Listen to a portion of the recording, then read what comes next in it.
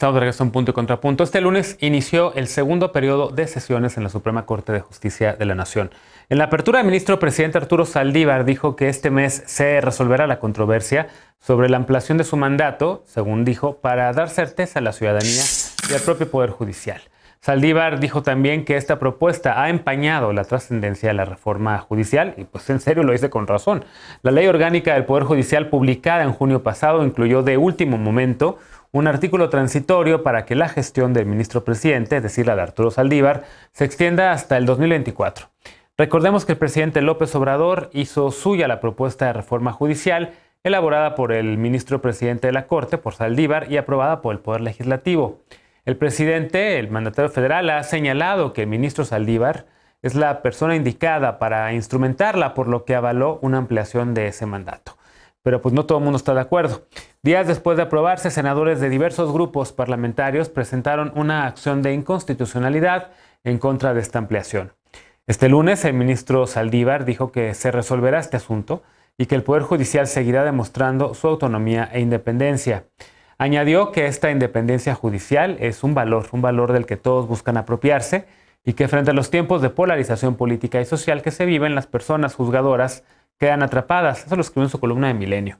En la agenda de la Suprema Corte también hay asuntos relacionados con el aborto, con el matrimonio igualitario, con la objeción de conciencia, con la ley de migración, con la ley de la Guardia Nacional y una ley nacional sobre el uso de la fuerza. A ver, Martín, abogado y también experto en temas de la Corte, ¿cómo ves este regreso de la Suprema Corte ya a sesiones presenciales? ¿Y cómo ves también este tema, digamos, de pues los pendientes que tiene el ministro Saldívar y los demás ministros y ministras de la Corte y el tema del regalazo, como le han dicho en los medios, a la ampliación del mandato? A ver, los temas pendientes son de la mayor importancia. Son más de 20 querellas constitucionales de asuntos, como lo que has de decir, del uso de la fuerza, matrimonio igualitario, derecho a decidir, pero también los tiempos oficiales del INE, competencia económica y casi todas las leyes secundarias que ha aprobado este gobierno. O sea, literalmente tenemos un gobierno que está ahora sí que envuelto en una querella constitucional permanente, ¿no? De los 20 pendientes que tenía de este gobierno, solamente ha resuelto uno, que es el de la confiscación de los bienes antes de que tengas alguna sentencia. Ya lo resolvió, y lo resolvió en contra del gobierno, se resolvió hace poco. Pero fuera de eso no se ha tocado ninguno. Ahora, del regalazo, creo que, a diferencia de lo que muchos piensan, la actuación del presidente de la Corte ha dejado muchísimo que desear. Él bien podría haber dicho: iba a respetar lo que diga la Constitución, y la Constitución dice muy claramente que el mandato del presidente de la Corte dura 4 años. Esto de la extensión del mandato es una aberración constitucional. Solamente hay que leerlo y hacer un ejercicio de contraste. No cabe interpretación, no es vago, además de que es una ley privativa, porque tiene nombre y apellido. Y hemos visto a un ministro que es hiperactivo políticamente, y en esto guardó un mutismo que nadie se explicaba, ¿no? Entonces, no le costaba nada decir: una, yo voy a respetar lo que diga la Constitución; dos, independientemente de lo que pase, pues yo me voy a ir en el momento que me vaya a ir de la presidencia de la Corte. Y obviamente esto sí vino a enturbiar la visión que tenemos del Poder Judicial, y además, o sea, no se está discutiendo algo fundamental de la reforma judicial, porque ahorita la Libre Derecho, el precio de Cerdaí, pues sí interpuso un amparo, porque lo que dice es: a ver, no todo en la reforma judicial está bien hecho. Hay cuestiones que violan garantías constitucionales de los jueces que no estamos discutiendo. Por ejemplo, que te puedan reescribir casi discrecionalmente, o que te puedan o suspender como una medida cautelar. Todo eso es lo que está en el amparo de la Libre y se tiene que discutir. Entonces, pues espero que ya el ministro presidente deje de hacer política y se ponga a trabajar en lo que le corresponde, que es guardar y hacer guardar la Constitución. Bien. Lisa, pendientes para la Suprema Corte. Yo sé que desde tu propio interés, desde los colectivos de seguridad sin guerra, desde México Unido contra la Delincuencia, está todo el tema también de la Guardia Nacional. Totalmente, y de hecho justo mientras la corte estaba en receso, hicimos un foro a principios de julio en donde tratamos los temas de militarización de la seguridad pendientes que estaban en la corte, y una de las primeras cosas que hay que decir es que el primer mensaje que resaltamos es que nunca la corte en ninguna de sus épocas, en ningún periodo presidencial, se había tardado tanto en definir al menos 10 aspectos que llevan meses y años esperando sesión de sala o de pleno para ser resueltos, mientras se siguen pasando cambios legislativos que podrían incluso dejar varias de estas acciones de inconstitucionalidad, controversias constitucionales y amparos sin efecto por los cambios justamente en la letra legal. ¿A qué me refiero? Le queda a la Corte definir cuestiones de fuero militar desde hace 5 años, le queda a la Corte definir las impugnaciones que hizo la CNDH sobre la ley secundaria de Guardia Nacional, sobre ley de uso de la fuerza, sobre ley de registro de detenciones, sobre el tema de, por ejemplo, de la militarización de la Marina Mercante, que quedó en manos de la Marina, temas de quejas sobre militarización de puertos y aduanas también, que no se han resuelto ahí y que no corren el peligro de quedarse sin materia, es decir, de que la Corte ya ni siquiera tenga que entrar a esto por ya formalmente la amenaza que hace el presidente de la República en que entre sus 3 prioridades legislativas estaría hacer otra reforma constitucional para formalmente adscribir a la Sedena, a la Guardia Nacional, ¿no? La Guardia Nacional mandarla formalmente a la Sedena como originalmente lo quería. Entonces creo que el primer mensaje es ese, hay que decir, la Corte no solo necesita resolver estos asuntos porque son imperativos para la cotidianidad de las personas, sino porque nunca en su historia se había tardado tanto en resolver asuntos que son así de prioritarios. Lo mismo sucede con la reforma judicial, bien Martín hablaba que hay bastantes amparos que van más allá de solo el transitorio. Hay que decir aquí también, ligándolo con el bloque anterior, que las negociaciones entre cúpulas partidistas fueron un asco para definir si la acción de inconstitucionalidad de las minorías parlamentarias procedía justamente con el análisis de estos artículos de los que hablaba Martín, no solo en temas de adscripción y sanciones, sino también en el tema de la evaluación y la certificación de los propios jueces, razón por la cual la Escuela Libre de Derecho tenía interés y pudo promover ese amparo, y que vimos al ministro Saldívar publicar esa reforma que estaba en su propio interés tener publicada, retrasando las impugnaciones 2 días después de la elección. Entonces hay que ponerle mucho ojo a lo que vaya a discutir la Corte de este periodo y tener mucha presión para que se resuelvan los asuntos y tengamos certeza jurídica todas y todos. Dolores, ¿qué temas pendientes ves? Está también aborto, hay temas de matrimonio igualitario, hay temas de derechos, digamos, sexuales y derechos reproductivos que también tienen el interés sobre todo de grupos feministas y también de los grupos antiderechos con la Corte. ¿Cómo lo ves? Pues mira, yo creo que la discusión va a seguir todavía muchísimo más. Yo sí quisiera resaltar un poco la figura de Arturo Saldívar, en el sentido de, y quizá aquí muchos abogados y abogadas no estarán de acuerdo conmigo, pero porque yo no soy experta en materia, pero a mí me parece muy interesante y que él sea un personaje tan visible, porque al final, Genaro, esto se trata de cómo la sociedad civil, los radioescuchas, nuestros televidentes, entienden el trabajo de la Suprema Corte de Justicia de la Nación.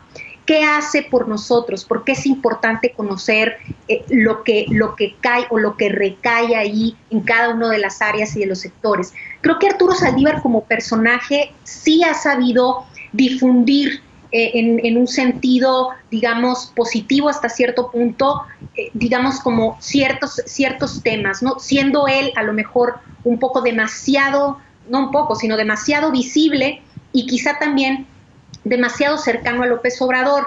Esa situación, por supuesto, que causa sospechosismo en términos de, bueno, cuáles son esas voluntades, ¿no? Esos discursos velados. Pero en general, yo sí creo que el trabajo de la Suprema Corte de Justicia de la Nación debe de ser cada vez más asequible para que la sociedad entienda de qué se trata lo que se está votando y de qué manera incide. Y que no sea solo un tema de especialistas, de los y las abogadas. Ahora, evidentemente también creo que tiene que ver con la institucionalidad y la formalidad que históricamente ha tenido la Suprema Corte de Justicia de la Nación, y que de repente este personaje viene, digamos, a lanzarse en Twitter, etcétera, etcétera. Es decir, contradiciendo un poco la postura de Martín, y lo hago en el mejor de los términos. A mí sí me gusta ver a Arturo Saldívar haciendo política en términos de difusión, no en términos partidistas o en términos de beneficio a alguien o un grupo, pero sí haciendo política en términos públicos. Bien. Martín levantó la mano, pero déjame escuchar primero a Eder y ya por regreso contigo. ¿Qué temas ves prioritarios en la Suprema Corte, Eder? Todos estamos ahorita entre lo urgente, lo prioritario y algunos asuntos que complican el debate, que lo nublan, ¿no? Yo creo que esto de que llaman el regalazo, más bien es la rifa del tigre, porque si respondía a una cosa, Saldívar iba a acabar cuestionado por un sector. Si mantiene un silencio prudente, también está terminando cuestionado por otro sector. A él lo pusieron en una situación muy complicada con esta iniciativa, y que además es muy difícil que suceda. Entonces, no sé, me parece que se pudo haber evitado. Sin embargo, bueno, pues ahí está el debate. Será la propia Suprema Corte de Justicia la que defina, y él lo que ha dicho en todo momento es que va a aceptar el dictamen final, y siempre defendiendo la Constitución, que me parece muy importante y muy urgente y prioritario, la reforma profunda del Poder Judicial. Si algo quedó claro con la consulta ciudadana del pasado domingo, es que el 98% de la población estamos a favor de que haya justicia, de que haya verdad, de que haya procesos muy transparentes de rendición de cuentas hacia los poderosos, y que se rompan los pactos de impunidad. Y ahí pues la Suprema Corte de Justicia tiene un papel muy trascendental, y que hasta ahora, a lo largo de la historia, nunca ha sido suficiente el trabajo que han hecho. Ha habido esfuerzos muy interesantes que tienen que reconocerse siempre, porque la mayoría de quienes han integrado el Poder Judicial ha sido gente honesta, pero desafortunadamente los no honestos, los corruptos, los que hacen política para perjudicar a la gente y a la Constitución, porque ahí también coincido con Dolores, el problema no es que hagan política, sino para qué hacen política. Ahora resulta que un juez no tiene, o un presidente de la Suprema Corte de Justicia no está haciendo política en su cotidianidad, en sus decisiones. Por supuesto que se hace política, pero que la política sirva para defender a la Constitución y para defender al pueblo mexicano y sus intereses. Y ahí, insisto, el papel del ministro Saldívar es muy complicado. Yo al menos seré de los que respeten y traten de comprender la postura final del Saldívar y de la Suprema Corte de Justicia respecto a esta propuesta de prorrogar su periodo. Pero hay que fortalecer el proceso de reforma profunda. Eso es lo prioritario, eso es lo fundamental, y con él en la presidencia o sin él hay que entrarle y fortalecer ese proceso. Bien, manos levantadas tanto de Martín como de Lisa. Primero Martín y después Lisa, por favor. A ver, coincido con Dolores que obviamente la justicia se tiene que ser asequible para todos, pero el que el ministro sea hiperactivo políticamente en el sentido de grilla no abona eso. ¿Qué abona eso? Que las sentencias se puedan leer más fácilmente, que tengan mayor difusión.